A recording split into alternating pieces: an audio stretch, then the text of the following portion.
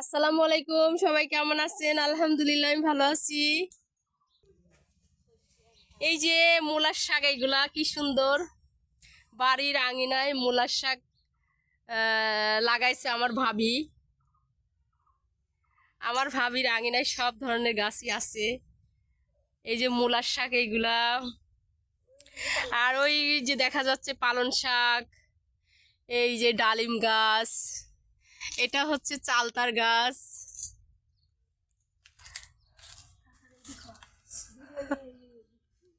এই যে পাশ দিয়ে আছে আমের গাছ, আমের মুকুল আসছে।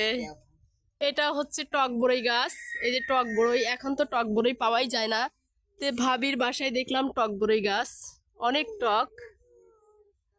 এটা কদবেলের গাছ।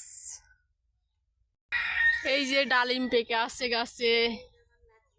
এই যে ডালিম গাছ, ডালিম গাছে ফুল এসেছে, এই যে ডালিম ধরেছে। এই যে আম গাছে মুকুল এসেছে।